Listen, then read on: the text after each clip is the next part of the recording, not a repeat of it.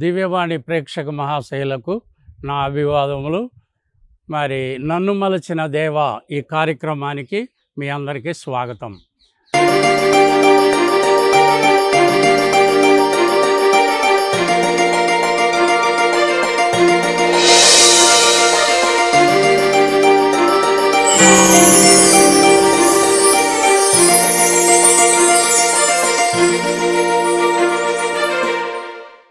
ఎవరు నమ్మనటువంటి ఊహించినటువంటి బాలయేసు మహిమ ఈ పుణ్యక్షేత్రంలో జరిగిందంటే అందరూ నమ్మలేరు. ఎందుకంటే మతంలో ఉండే ప్రదేశము, గురువులు విచారణలో ఉండేవాళ్ళే కానీ ఇలాంటి నూతనంగా ఒక పుణ్యక్షేత్రం నిర్మాణం చేసి ఒక బాలయేసు మహిమను దైవ ప్రజలకు అందించడానికి ఎంతోగానో ఉపయోగపడింది. ఈ బాలయేసు స్మరణ, దైవ స్మరణ అష్టాంగ మార్గము అని భారతీయ సాంప్రదాయాలలో ఉంటాయి.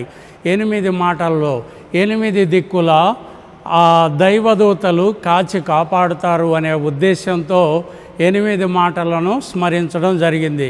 ఇలా నాకు సంస్కృత శ్లోకాలు, ఎందుకంటే భారతీయ సాంప్రదాయాల్లో ఈ దేవాలయం నిర్మాణం చేయబడింది. పుష్పం అనేది పత్రం, పుష్పం. పత్రం అనేటటువంటిది ఆకు, తామరాకు నీటిలో మునిగితే మురిగిపోతుంది, బయటికి వస్తే ఎండిపోతుంది. అలాగే మానవ జీవితం, ఆధ్యాత్మిక జీవితంలో దేవునికి అంటిపెట్టుకొని ఉంటేనే నిత్య కళ్యాణం, పచ్చతోరణం అన్నట్టుగా ఉంటుంది. ఇక పుష్పం, కమలము అనేటటువంటి పుష్పము ఈ బలిపీఠంకి కింద భాగాన కూడా ఉన్నది. ఆ కమలము బురదలో పుట్టి పవిత్రంగా ఉంటుంది. అంటే యేసు ప్రభు దేవుడు పరలోకాన్ని నుంచి భూలోకానికి వచ్చి భూలోకంలో జన్మించి మట్టి అంటకుండా ఆయన కల్మషం లేనటువంటి దైవము, పరమ పవిత్రమైన దైవము ఆయన ఉన్నాడు అనేటటువంటిది పత్రం, పుష్పం. ధూపం, దీపం.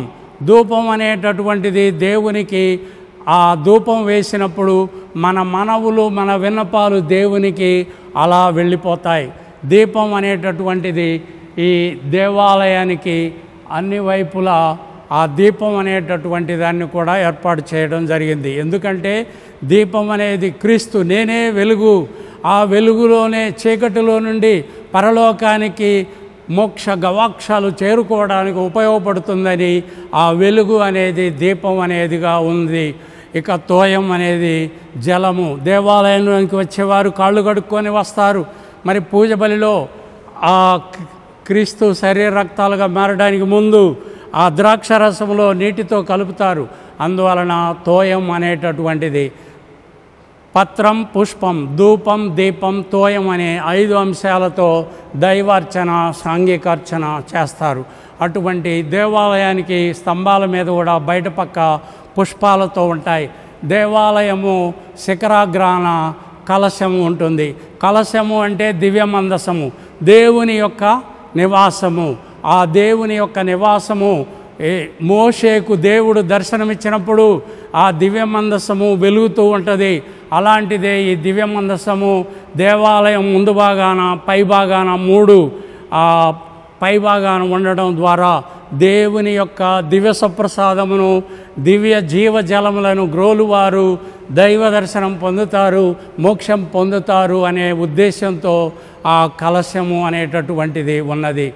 కమలము అనేటటువంటిది యేసు ప్రభు ఎలా పవిత్రంగా ఉన్నారో దైవ ప్రజలందరినీ మంచి పాప సంకీర్తనము ద్వారా ఈ పాపాలు పరిహరించి పవిత్రపరుస్తారు.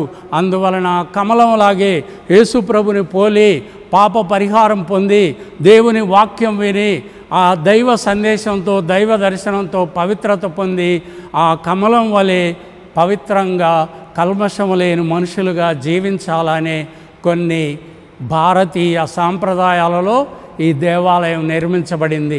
ఏ మూల చూసినా ఆ దేవుని యొక్క ప్రతిమ, దేవుని యొక్క దర్శనము, దేవుని యొక్క అనుభూతి కలుగుతుంది. ఇంకా బాలయేసు స్వరూపాలు, బాలయేసు యొక్క మహిమలు, అద్భుతాలు. మొట్టమొదట యుద్ధం జరిగినప్పుడు బొహిమియా అనే దేశంలో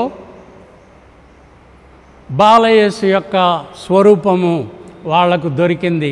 అది రాజు వాళ్లకు పెండ్లి కుమార్తె కానుకగా ఇచ్చారు. అదే బోహిమియాలో మొట్టమొదట జరిగిన అద్భుతము. ఆ తరువాత సిరిల్ అనేటటువంటి వారు కార్మెల్ మఠములో కటిక దరిద్రమైన పేదరికము అనుభవిస్తున్నప్పుడు వారు బాలయేసుని దర్శించి ఆరాధించినప్పుడు వారికి కరువు పోతుంది అని బాలయేసు దర్శనమై చెప్పారు. అదుగో అక్కడ సిరిల్ ఫాదర్ గారికి ఆ బాలయేసు మొట్టమొదట దర్శనమయ్యారు. ఆ తర్వాత పునీత అంతోని వారికి బాలయేసు ఎత్తుకొని ఉండడము మీరు చూస్తారు. ఆ తర్వాత దేవాలయంలో సిమియోనుకు దర్శనమై బాలయేసు దర్శనములో ఆ బాలయేసు అనేకుల రక్షణమునకు మనోగతములకు ఆయన ఆలవాలం అవుతాడని మరియమ్మ గారు జోజప్ప గారు బాలయేసుని దేవాలయంలో సమర్పించినప్పుడు వారికి ఆ దివ్య సిమియోను యొక్క దైవ సందేశము వారికి అందింది. అలా ఈ బాలయేసు పుణ్యక్షేత్రం యొక్క మహిమలు మరి దేవాలయంలో బాలయేసు వేదశాస్త్రాలతో చర్చించినప్పుడు తర్కించినప్పుడు వారు ఆశ్చర్యపోయారు. ఇంతటి దైవ జ్ఞానము ఇంత చిన్న బాలుడికి ఎలా వచ్చింది అని. అలా ఈ బాలయేసు అద్భుతాలన్నీ పుణ్యక్షేత్రంలో ఈ వైపుగా అన్నీ ఏర్పాటు చేయబడింది. ఆ రోజుల్లో ఎన్నో అద్భుతాలు జరిగాయి. ఎంతోమందికి ఎన్నో అద్భుతాలు జరిగాయి. నాకు కూడా జరిగాయి అద్భుతాలు. ఒక అద్భుతం ఏంటంటే, ఒకరోజు కరెంటు బిల్లు ఒక 5,000 కట్టాలి. ఎట్లా కట్టాలా రేపు అని ఆలోచిస్తుంటే ఒక అతను వచ్చి, స్వామి మీకు నేను 5,000 ఇవ్వాలి అని చెప్పించాడు. అప్పుడు ఆశ్చర్యపోయాను. దేవుడు ఎన్ని అద్భుతాలు చేస్తున్నాడు, లెక్కలేనన్ని అద్భుతాలు, వర్ణించలేనటువంటి దైవానుభూతి. మరి అనేక సార్లు గాలివాల్ బిషప్ గారు కూడా సాయంత్రం పూట ఈ దేవాలయానికి వచ్చి బాలయేసుని దర్శించి ప్రార్థనలు చేసేవాళ్ళు. ఇలా ఎంతోమంది ఎన్నో సంవత్సరాలుగా బాలయేసు పుణ్యక్షేత్రాన్ని దర్శిస్తున్నారు. ప్రతి ఆదివారం ఉదయం 10 గంటలకు పూజ అయిన తర్వాత గుడి చుట్టూ ప్రదక్షిణ చేసి భోజనాలు ఉంటాయి. అందరూ కూడా అన్నదానం భోంచేసి దైవప్రసాదంగా దైవ శక్తితో, దివ్య సుప్రసాదంలో ఎంత శక్తో భారతీయ సాంప్రదాయాలలో అన్నదానం కూడా ఆ దైవ శక్తి ఉంటుందని భావించి అన్నదానం చేస్తూ ఉంటారు. మరి అటువంటి భక్తులందరూ కూడా ఈ పుణ్యక్షేత్రంలో 12 మంది అపోస్తులు ఎలా ఉన్నారో అలాగా పూదోట శవరమ్మ గారు, నాగోతి శాంతమ్మ గారు, మరి నాగోతి ఎర్రన్నయ్య, చిట్టిబాబు, మరి మల్లవారి అల్ఫోన్సు, ఇలా పూదోట జయన్న చౌదరి గారు, ఇలా 12 మంది గుడి పెద్దల్ని ఎన్నుకొని వాళ్ళే సహాయ సహకారాలు అందిస్తూ, ఇక్కడ ఒక్క ఊరు లేదు, ఒక్క ఇల్లు లేదు, ఏమీ లేనటువంటి ప్రదేశంలో ఆ 12 మంది గుడి పెద్దలుగా ఉండి సహాయ సహకారాలు అందిస్తూ ఉండేవాళ్ళు. ఇంకా ఎంతోమంది నరసరావుపేట నుంచి, పెదపాలెం నుంచి, కనపర్తి నుంచి, రాయపాడు నుంచి ఈ చుట్టుపక్కల గ్రామాల్లో ఎన్నో విరాళాలు ఇచ్చి ఈ దేవాలయాన్ని దైవ ప్రజల అనుభూతి, దైవ ప్రజల నిర్మాణంగా ఈ పుణ్యక్షేత్రము గొప్పగా వర్ధిల్లుతూ విరాజిల్లుతూ ఉన్నది. ఆ తర్వాత నేను కెనడా దేశము 2006వ సంవత్సరంలో కెనడా దేశం ప్రయాణం అయిపోయాను. 2006వ సంవత్సరం కెనడా దేశం, ఇక్కడి నుంచి బాలయేసు అద్భుతాలు పుణ్యక్షేత్రం చేసిన తర్వాత చాలామంది గురువులకు కూడా అసూయ కలిగింది. ఇలాంటి ఇంత పెద్ద నిర్మాణము ఎలా చేశాడు ఏంటి అనుకుంటానంటే, నేను అనుకున్నాను, ప్రభువా నేను వీళ్ళకి మార్గదర్శకంగా ఉండాలంటే నేను ఇక్కడి నుంచి కెనడా దేశము అదృశ్యమైపోతే తప్ప అలాంటి అసూయలు, కక్షలు, కార్పణ్యాలు ఉండవు అని చెప్పి అనుకున్నాను. అప్పుడు శిరాపుత్రుడైన యేసు జ్ఞానం గ్రంథం 2వ అధ్యాయంలో ఇతను దైవ కుమారుడు అంటున్నాడు, ఎలా ఉంటుందో చూద్దాము అని చెప్పి తమాషాలు చేశారు బైబిల్ గ్రంథంలో ఉన్నది. అలా నేను ఎన్నో ఇబ్బందులు, కష్టాలు పడ్డాను.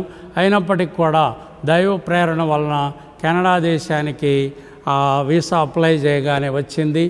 అక్కడ ముఖ్యంగా ఒక 2 విచారణలో క్యాల్గరీ అనే ఆల్బర్టా రాష్ట్రంలో క్యాల్గరీ అనే సిటీలో సెయింట్ ప్యాట్రిక్స్ చర్చిలో ఒక సహాయ గురువుగా పనిచేశాను.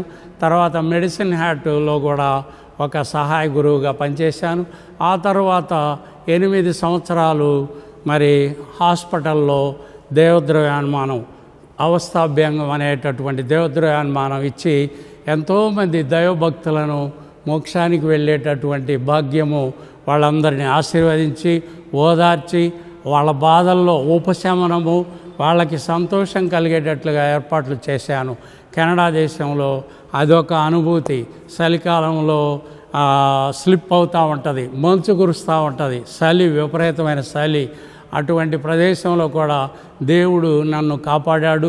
ఇక్కడ బాలయేసు పుణ్యక్షేత్రంలో జరిగిన అద్భుతాలు అక్కడ కూడా ఎంతోమందికి పంచుకోవడం ద్వారా నా ఆధ్యాత్మిక అనుభూతి, దైవానుభూతి ఇక్కడ పొందడమే, ఇక్కడ పంచుకోవడమే కాదు, కెనడా దేశంలో కూడా ఎంతోమందితో పంచుకున్నాను.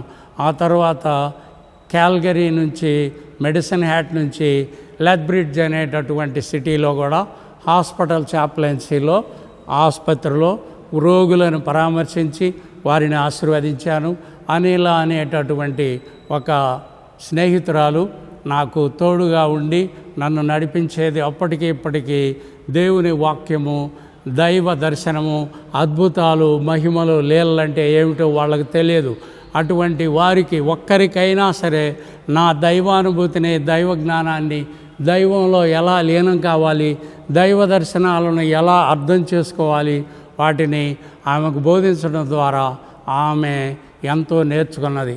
అలా కెనడా దేశంలో 2019వ సంవత్సరం వరకు నేను అక్కడ పరిచర్యలు, సేవలు చేయడానికి దేవుడు నాకు అవకాశం ఇచ్చారు. ఆ తర్వాత భారతదేశానికి వచ్చినప్పుడు ఇంకా ఫ్యామిలీ లేటీ కమిషన్ అని గుంటూరు మేత్రాసనంలో 2 సంవత్సరాలు పనిచేశాను. తర్వాత 2 రాష్ట్రాల స్థాయిలో 14 మంది బిషపుల కింద ఫ్యామిలీ అండ్ లేటీ కమిషన్ అని జాతీయ స్థాయిలో మీటింగులకు, మరి రాష్ట్ర స్థాయిలో మీటింగులకు, అనేక ప్రదేశాలకు వెళ్ళి అటువంటి సువార్త ప్రచారం చేసే అవకాశము నాకు కలిగినది. అది ఎంతో గొప్ప దైవానుభూతి కలిగింది. ఎందుకంటే పాపుగారు ఏం చెప్తున్నారో ఆ సందేశాన్ని దైవ ప్రజలకు అందించడానికి నాకు ఉపయోగపడింది.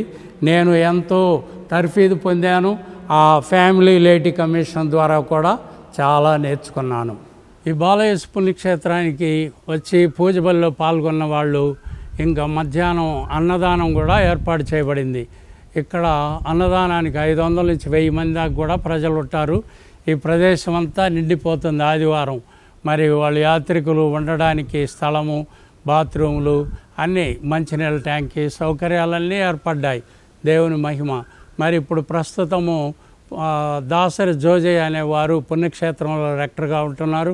వారు వచ్చిన తర్వాత కూడా ఎన్నో నిర్మాణాలు చేపట్టి బాలయేసు పుణ్యక్షేత్రాన్ని అందంగా దైవ ప్రజలకు దైవభక్తి, విశ్వాసం వచ్చేటట్లుగా ఎంతో గొప్పగా వాళ్ళు వాళ్ళ యొక్క హృదయపూర్వకంగా వాళ్ళ యొక్క సేవలు అందిస్తూ ఉన్నారు. అందుకు ప్రస్తుతం ఉన్న ఫాదర్ డైరెక్టర్ జోజయ్య గారిని కూడా దేవుడు దీవించాలని, దైవ ప్రజలందరూ ఎన్నాళ్ళు ఆదరాభిమానాలతో చూస్తున్నందుకు వందనాలు, కృతజ్ఞతలు తెలుపుతున్నాం. అందుకే దీని పేరు అద్భుతాల బాలయేసు కనపర్రు బావి పుణ్యక్షేత్రం అని చెప్తూ ఉన్నాం. నా జీవిత సాక్ష్యము, బాలయేసు నాకు దర్శనమై ఎన్నో అద్భుతాలు చేసి, ఎన్నో లీలలు చేసి దైవ ప్రజలను ఎంతోమందిని ఈ పుణ్యక్షేత్రం వైపు నడిపించినందుకు నేను బాలయేసుకి, దేవునికి ధన్యవాదాలు, కృతజ్ఞతలు తెలుపుకుంటూ ఉన్నాను. మరి ఎవరెవరైతే బాలయేసుని నమ్ముతారో వాళ్ళందరికీ కూడా అద్భుతాలు బాలయేసు పుణ్యక్షేత్రంలో జరుగుతున్నాయి. వాళ్ళందరూ దేవుని దర్శించి దీవెనలు పొందవలసిందిగా కోరుతున్నాం. మరి బాలయేసు పుణ్యక్షేత్రానికి వచ్చేటటువంటి వాళ్ళు కూడా చాలామంది సెమినరీలో చేరి గురువులు అయితే ఉన్న వాళ్ళు ఉన్నారు. ఇప్పుడు దైవ పిలుపులు చాలా తక్కువగా వస్తూ ఉన్నాయి. విశ్వాసం తగ్గిపోతుంది. లోకంలో సంపాదన, అమెరికా పంపించడము, ఎలక్ట్రానిక్ యుగం అయిపోయింది. కాబట్టి విశ్వాసంతో ఈ దైవ పిలుపులకు, గురుత్వపు అంతస్తుకు కానీ, కన్యాస్త్రీ అంతస్తుకు కానీ దైవ ప్రజలను మీరు ప్రేరేపించి ప్రోత్సహించాలని తల్లిదండ్రులను కోరుతూ ఉన్నాం. నన్ను మలచిన దేవా అని సాక్ష్యం ఇచ్చేటట్టుగా నన్ను పిలిచి ఈ అవకాశం ఇచ్చిన దివ్యవాణి మరి యాజమాన్యానికి కృతజ్ఞతలు. మీరు ప్రేక్షకులందరికీ ధన్యవాదములు, వందనములు. God bless you all.